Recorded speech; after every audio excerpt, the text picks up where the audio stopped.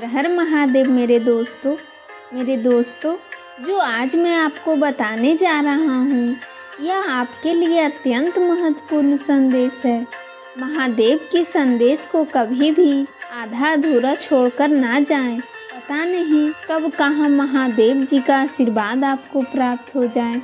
संदेश को प्रारंभ करने से पहले अगर आप हमारे वीडियो को पहली बार देख रहे हैं तो वीडियो को लाइक करके हमारे चैनल को सब्सक्राइब जरूर करें। मैं महादेव से प्रार्थना करती हूँ कि हे महादेव 2023 में आप सभी लोग पर कृपा कीजिएगा। महादेव जी कहते हैं कामयाब व्यक्ति अपने चेहरे पर दो ही चीज़ें रखते हैं, पहली मुस्कुराहट और दूसरी खामोशी। किसी भी मनुष्य के वर्तमान स्थिति देखकर उसके भविष्य का उपहास मत उड़ाओ, क्योंकि काल में इतनी शक्ति है कि वो एक साधारण से कोयले को भी धीरे धीरे हीरे में बदल देता है। महादेव जी कहते हैं कि जीवन का सबसे बड़ा अपराध किसी की आंख में आंसू होना आपकी वजह से, और जीवन की सबसे बड़ी उपलब्धि किसी की आंख में आंसू होना आपके लिए। आप कितने भी परेशान क्यों ना हो, लेकिन किसी अपने को परेशान देखकर ये ज़रूर कहें, चिंता मत करो, मैं हूँ ना। ईश्वर से कुछ मांगने पर ना मिले तो उससे नाराज मत होना, क्योंकि ईश्वर वे नहीं देते जो आपको अच्छा लगता है, बल्कि वो देते हैं जो आपके लिए अच्छा होता है। महादेव जी कहते हैं जब तालाब भरता है तब मछलियाँ चींटियों को खाती हैं, और जब तालाब सूखने लगता है तब चींटियाँ मछलियों को खाती हैं। यानी प्रकृति सभी को कभी ना कभी मौका ज़रूर देती है, बस अपनी बारी का इंतज़ार करो। बने बनाए रास्तों पर चलने वाले लोग अक्सर पिछड़ जाते हैं, क्योंकि इन रास्तों में भीड़ बहुत ज़्यादा होती है। नया रास्ता बनाने में समय लगता है, लेकिन दूसरों से आगे निकलने का यही एकमात्र तरीका है। महादेव जी कहते हैं कि ज़िंदगी 2 दिन की है, एक दिन आपके हक में, एक दिन आपके खिलाफ में।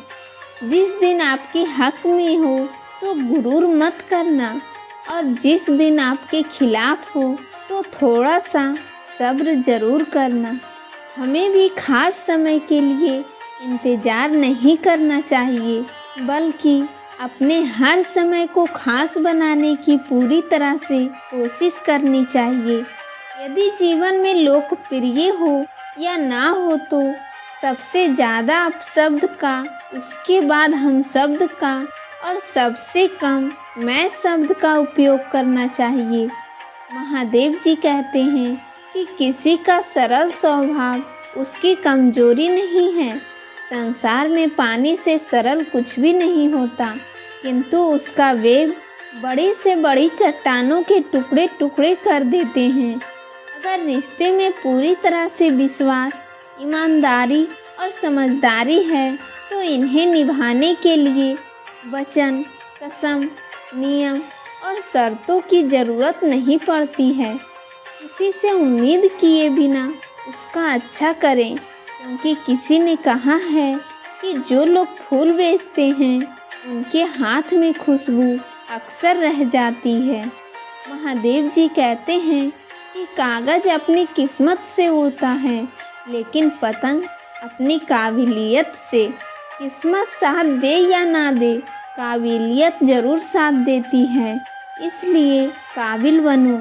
स्वयं में बहुत सी कमियों के बावजूद यदि आप स्वयं में प्रेम कर सकते हैं तो दूसरों में थोड़ी बहुत कमियों की वजह से उनसे नफरत कैसे कर सकते हैं।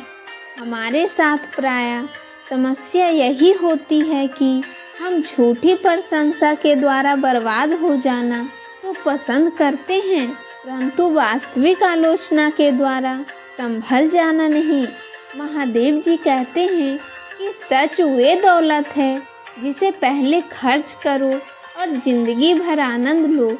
झूठ वो कर्ज है जिसे क्षणिक सुख पाओ और और जिंदगी भर चुकाते रहो। महादेव जी कहते हैं कि एक समय की बात है, एक राज्य में राजा राज्य करता था। उसकी केवल एक आँख थी, एक पैर था।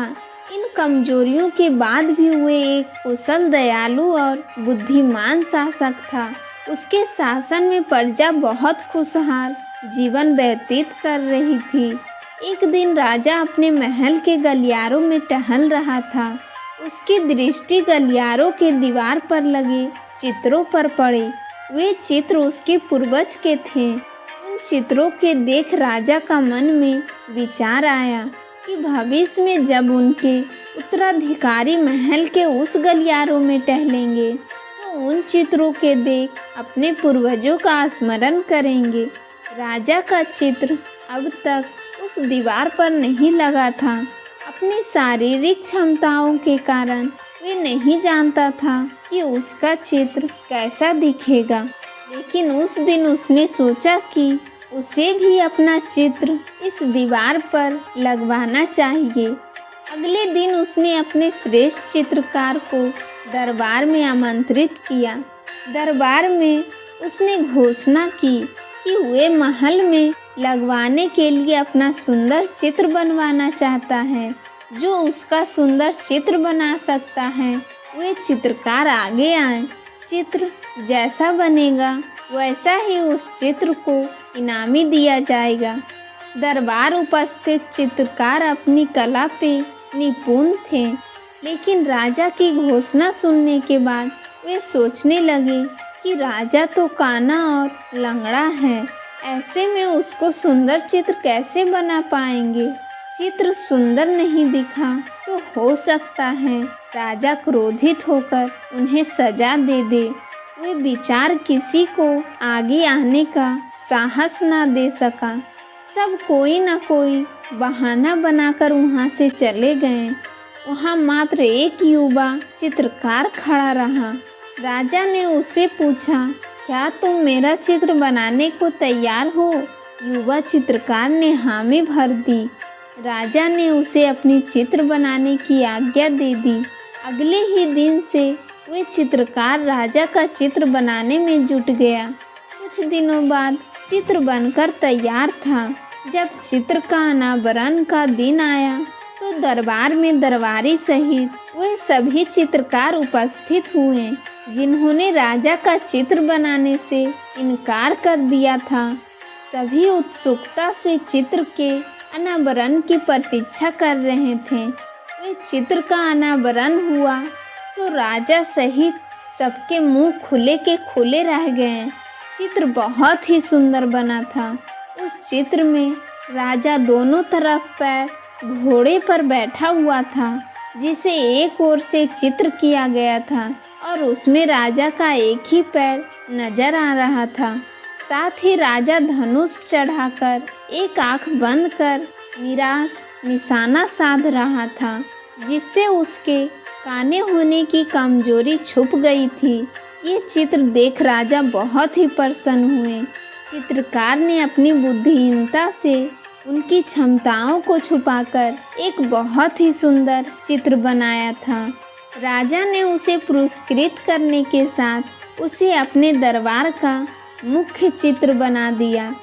दोस्तों, इस कहानी से यही सीख मिलती है कि जीवन में आगे बढ़ना है तो हमें सदा सकारात्मक सोच रखनी चाहिए। विषय परिस्थितियों में भी सकारात्मक दिशा में सोचने से किसी भी समस्या का समाधान आसानी से हो जाता है। इसलिए सकारात्मकता सोच के साथ आगे बढ़ें। मेरे दोस्तों, इस वीडियो में बस इतना ही। आशा करती हूँ कि आप सभी को इस वीडियो से बहुत कुछ सीखने को मिला होगा। अगर आपको यह बातें पसंद आए हैं तो वीडियो को लाइक करके हमारे चैनल को सब्सक्राइब ज़रूर करें। तो मिलते हैं एक नए वीडियो के माध्यम से। तब तक अपना ख्याल रखिएगा। बहुत बहुत धन्यवाद। हर हर महादेव।